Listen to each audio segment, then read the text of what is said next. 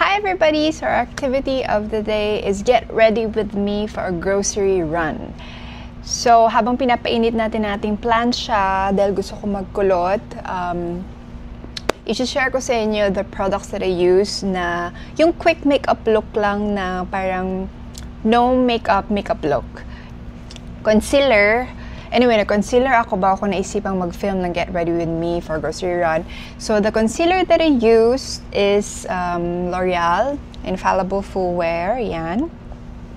So, nilalagay ko lang yan siya sa under eye ko, dito sa tabi ng nose, dito, tsaka dito. So, and then, after nyan, pag medyo natuyo na, nag-blend sa face, ginagamit ko itong Skintific Ultra Cover Powder in Petal. Number 3 petal yung gamit ko. Siyempre, depende sa skin tone nyo. Kung akma sa skin tone nyo, the better. Actually, me, I don't really like exactly na kung ano talaga yung tone ng skin ko. I like it a little bit darker.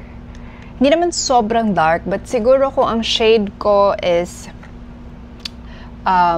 for example, number 2, I like to get number 3 para at least it's not too white sa aking skin, and yeah, that's how I like it. So, depende din sa inyo kung anong gusto nyo.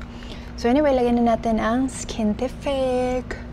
So, yan. Actually, what I love about Skintific is full coverage siya. Talagang cover na lahat. Tapos, it doesn't feel mabigat sa face. Kaya, kahit konti lang ilagay mo, kitang-kita mo na talagang fully covered yung whole face. And then, of course, magkikilay tayo. So, there you go, magkikilay na tayo. And, ito ang ginagamit ko, yung K-Palette One Day Tattoo.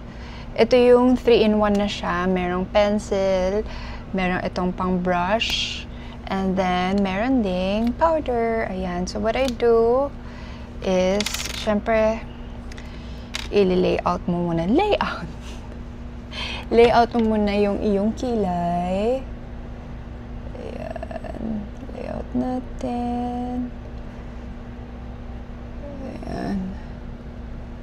Dito kasi yung salamin ko. Ayan. Ito ako tumitingin. At saka dito para up close. So, anyway, pag nahulma mo na yung kilay mo using the pencil, now you can use the powder. Yun yung maganda dito kasi kaya gusto ko siya. Kahit na madali lang siya maubos for me.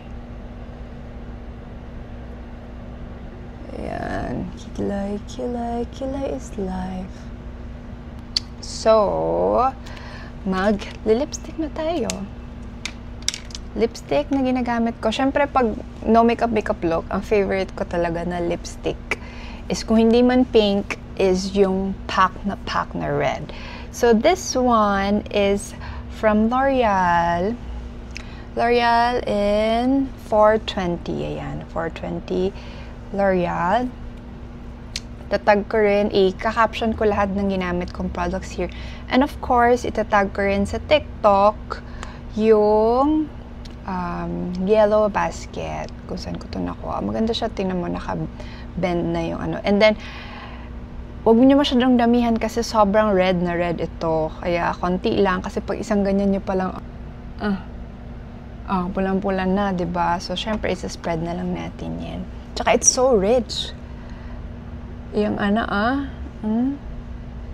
stop talking muna kasi baka lumagpas. Usually, kasi nag-extend ako ng slight beyond my lips. Kasi para mas kumapal tingnan yung lips ko. And of course, thank you syempre sa Tippy Lounge for my nails and classic lashes. So, ayan. Magkukulot na tayo.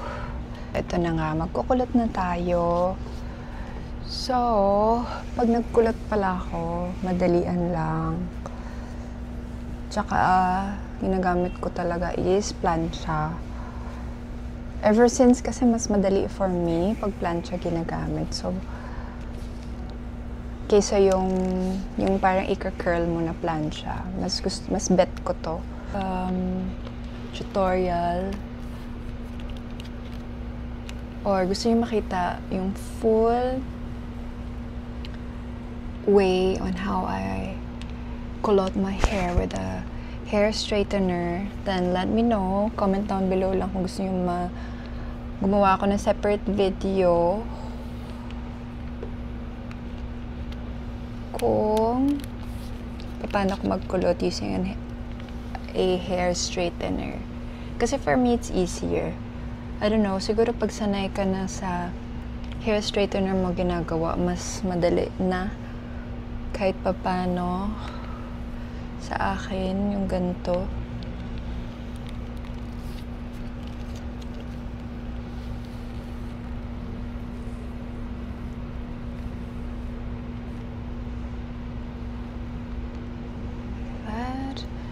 And the last, medyo kinakapalan ko konti yung huli kasi nga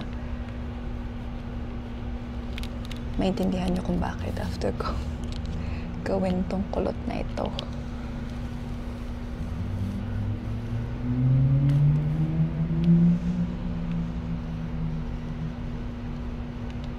Ayan.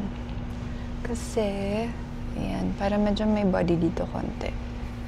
So, ayan na yung kulot niya. Ta-da! So, I'm now ready for my grocery run. Pero patayin muna natin itong plancha. So, ayan, I'm ready na for my grocery run. Susuklayin na lang ako. Ibabrush ko na lang siya para hindi masyado siya buo-buo. Gusto ko kasi yung natural lang yung pagkakulot. So, ayan. We're ready.